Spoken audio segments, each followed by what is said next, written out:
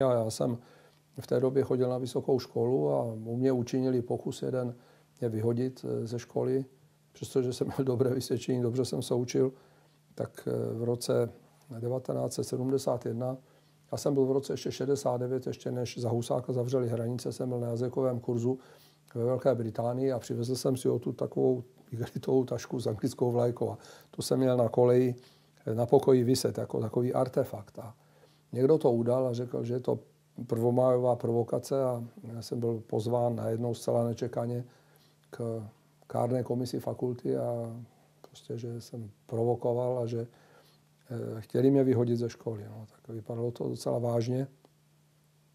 A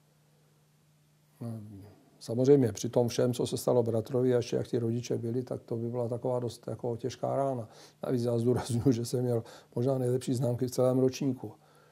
Tak jsem se obrátil na jednoho ze svých učitelů a ten tak byl skeptický, říkal, no, tohleto už se probíralo někde na ideologické konferenci komunistické strany v Ostravě a to vypadá blbě, oni se všichni bojí a oni tě asi vyhodí. Jo.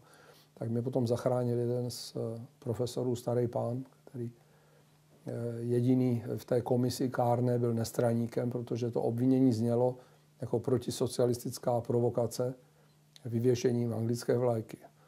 No a on řekl, že to teda nepodepíše, protože vlajka je státní symbol a to není provokace. Říkal, představte si, že by někdo označil vlajku socialistického Československa za provokaci. To je státní symbol, to není žádná provokace. Já to nepodepíšu, protože to nemůžu podepsat, to je špatně napsáno.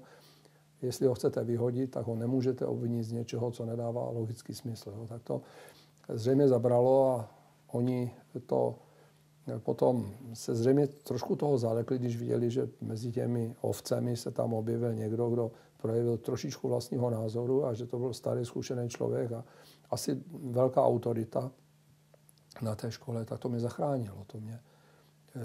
To způsobilo, že jsem dostal jenom veřejnou důtku za nevhodnou výzdobu s negativním politickým dopadem a vyvěsili tu veřejnou důtku na všech fakultách a všech kolejích a všech vrátnicích vysoké školy v Ostravě. A že jich bylo, těch vrátnic a těch kolejí, a nevím, asi těch vchodů bylo asi 15 a všade to viselo, jako nějaký zločinec. To právě ten paradox, že od té doby jsem taky ještě více poznal, že někteří lidé začali projevovat takovou tu sympatii a solidaritu více než předtím. A že když to tak zpětně promítnu, takže u celé řady lidí samozřejmě to způsobilo, že se mnou nebavili nebo že se mi vyhýbali, ale u spousty kvalitních lidí jsem zaznamenal přesný opak.